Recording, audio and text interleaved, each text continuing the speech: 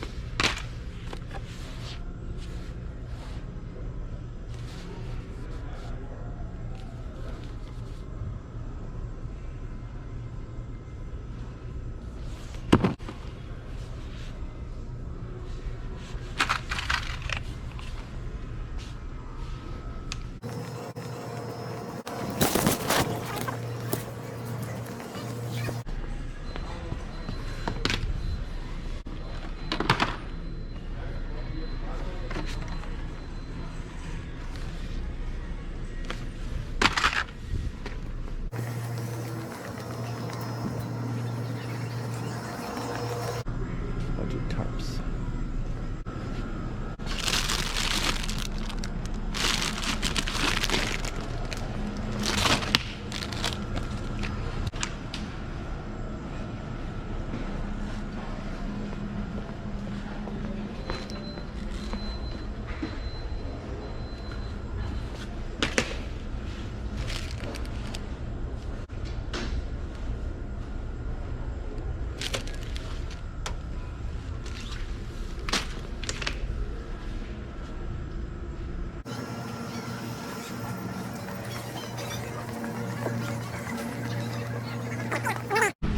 Alright, so apparently they don't make cheap single-walled steel water bottles anymore or sell them at the Walmart.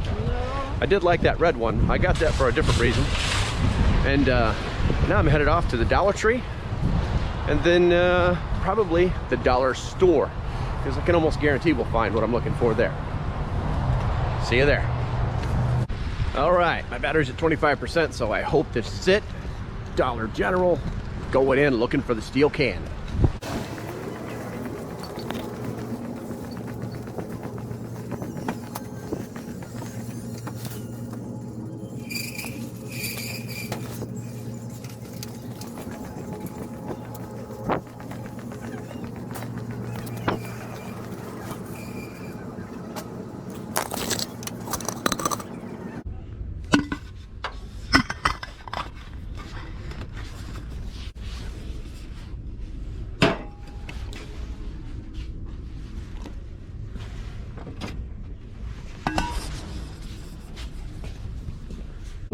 All right, guys, just got back from the store. Let's see what we got. All right, let's see what we got. All right, so our hardest find, scoot up here, our hardest find was this ugly ass Good Vibes water bottle. Picked it up at the Dollar General for $8. After taxes, $8.42. I'm going to set this off the side. The key thing to remember is that the idea is that you could carry water in it. You can carry other stuff in it too, as you're going to see. And that you can actually put it on a fire without that cap on it. Now, what you have to do is make sure that it's El Cheapo single-walled stainless steel. That's what you need to do. Just read the bottom. And also, too, you can tell by just the feel of it. Double-walled steel it's really thick. You cannot like bend it with your fingers like I can with this one. So yeah, I'm gonna leave that one out there for some good vibes. Hopefully that's still in the camera. And that's going to be basically, if we go down the list, we kind of jump to it's container. The idea is that you have a container that you can put in a fire, boil or purify water, and so on and so forth, and carry water. So we're going to leave you right there. All right, so the next thing that I got was, where are we at here? It's like Christmas. Oh, there's the receipt. The next thing I did was cutting. So cutting, Walmart has a whole brand of these Ozark Trail knives. I picked a pocket knife because if you find yourself in a bad situation, you may want to put it in your pocket. It actually, it's a folder. Ozark Trail is not a bad brand, but you can survive on it for little or no money. I carry a lot of these around. There's no sense in buying a $75 pocket knife. It's a pocket knife. If this was a fixed blade, yeah, I might spend a little bit more money on it, just so that the steel doesn't snap. But the key thing to remember when you buy one of these is that you want to make sure that you have a flat ridge on the top. That way, if you have to use something to hammer it down, to cut something a little bit larger, even though it's a small blade, it's still very possible. A blade is a blade. Then you would have that. So, and that oddly enough will fit down inside of there if you really wanted to store it that way. The next thing was, and let's see, pocket knife. Ozark Trail's pocket knife. Where are we at here? $4.87. $4.87. So definitely worth the money. All right, what do we got here? Combustion. Combustion. What do we do for combustion? I kind of cheated because, you know, if you're not cheating, you're not trying. You know, I did decide to get the magnesium bar because you're not going to find a ferro rod inside of Walmart. But I wanted to have you, you know, the general rule is 1 is none, 2 is 1.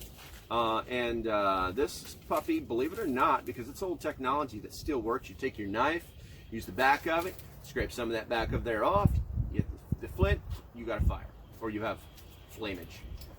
So magnesium bar. And that magnesium bar cost, where are we at here?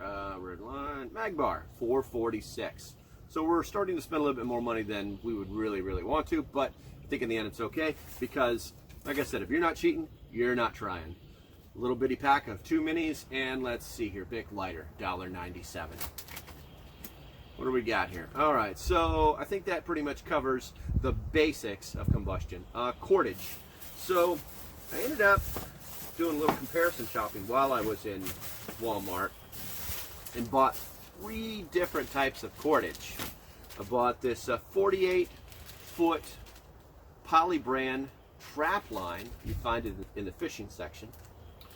I bought 550 paracord from Ozark Trails, and I bought Hyper Tough 550 paracord. Now, this is why you've got a comparison shop even within the big brand stores themselves.